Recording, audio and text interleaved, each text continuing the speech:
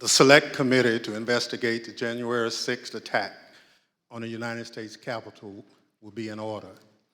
Without objection, the chair is authorized to declare the committee in recess. What Donald Trump proceeded to do after the 2020 election is something no president has done before in our country. In a staggering betrayal of his oath, Donald Trump attempted a plan that led to an attack on a pillar of our democracy. It's still hard to believe. But the facts and testimony are clear, consistent, and undisputed.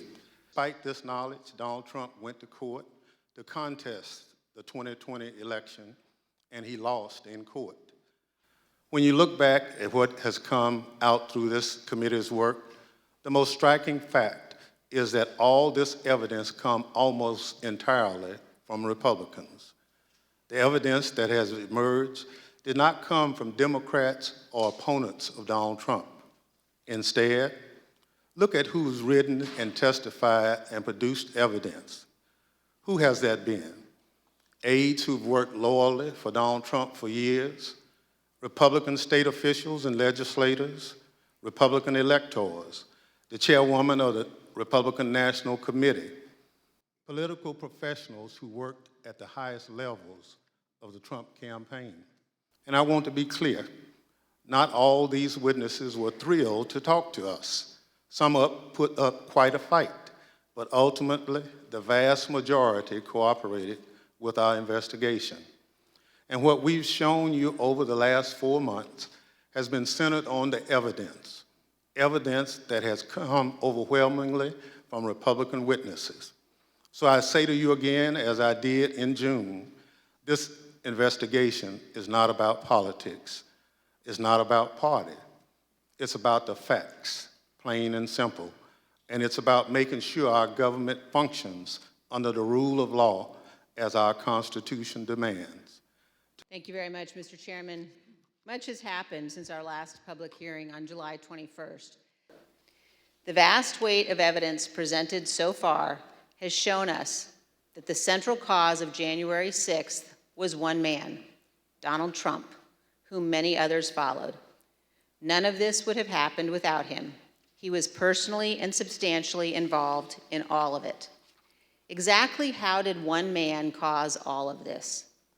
Today, we will focus on President Trump's state of mind, his intent, his motivations, and how he spurred others to do his bidding, and how another January 6th could happen again if we do not take necessary action to prevent it. As you view our evidence today, I would suggest a focus on the following points. Why would Americans assume that our Constitution and our institutions in our republic are invulnerable to another attack? Why would we assume that those institutions will not falter next time?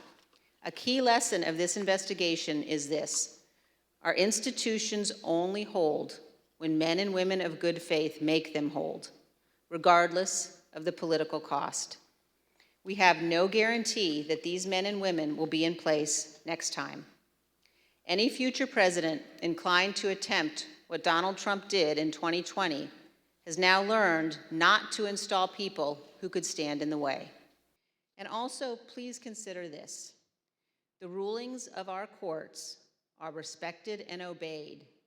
Mr. Chairman, the violence and lawlessness of January 6th was unjustifiable, but our nation cannot only punish the foot soldiers who stormed our Capitol. Those who planned to overturn our election and brought us to the point of violence must also be accountable.